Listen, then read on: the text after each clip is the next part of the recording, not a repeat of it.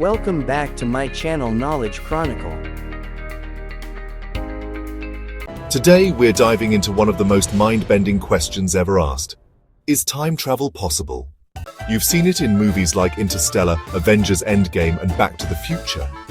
But is it just science fiction, or does modern science actually support it? Let's break down space-time, Einstein's theories, wormholes, and real-life possibilities, step by step.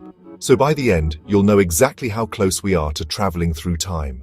Imagine the universe as a giant fabric. This fabric is called space-time. Space and time are not separate. They are woven together into a four-dimensional continuum. Alright, let's dive into the fascinating concept of dimensions. We usually think of space in three dimensions: length, width, and height. But there's also a fourth dimension that's equally important, and that's time. So we have three dimensions of space and one dimension of time, making up what we call the space-time continuum. Now, to understand how gravity interacts with space-time, imagine placing a bowling ball on a trampoline. The weight of the ball causes the surface to bend, right?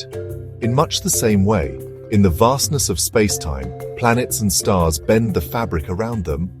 This bending doesn't just affect space, it also affects time. It's a mind-bending concept, but it's how gravity works on a cosmic scale. Let's talk about Einstein's groundbreaking theory of relativity, which really lays the foundation for the possibility of time travel. First up, we have special relativity, introduced in 1905. One of its key insights is that time is not absolute.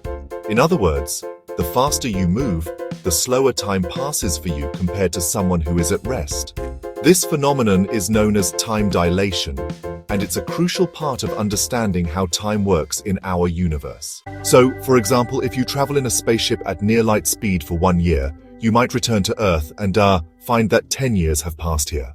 General relativity, proposed in 1915, tells us that massive objects like planets and black holes actually bend space-time.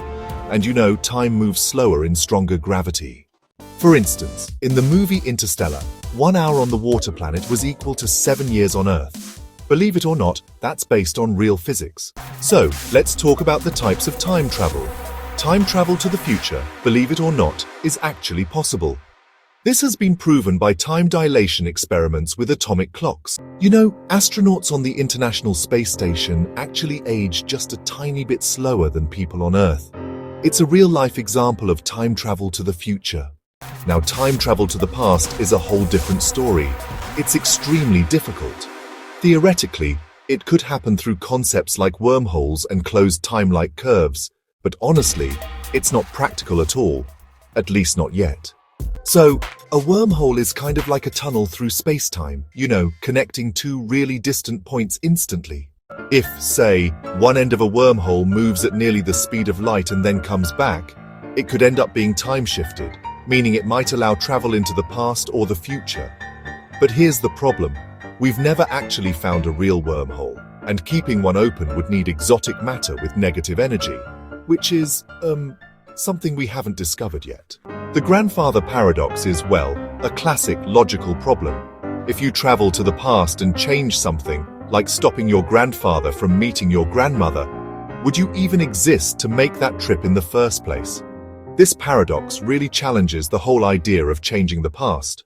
So, one possible solution that's been proposed is the multiverse theory. This idea suggests that if you were to change the past, you might actually create a brand new parallel timeline, instead of altering your own. It's a pretty mind-bending concept, but it helps explain some of the paradoxes we run into with time travel. Now let's talk about some real scientific evidence. Back in 1971, the Huffaler-Keating experiment flew atomic clocks around the world. The results? These clocks actually showed time dilation, just like Einstein's theory of relativity predicted. It's pretty wild, but it's real-world proof that time doesn't always tick at the same rate for everyone.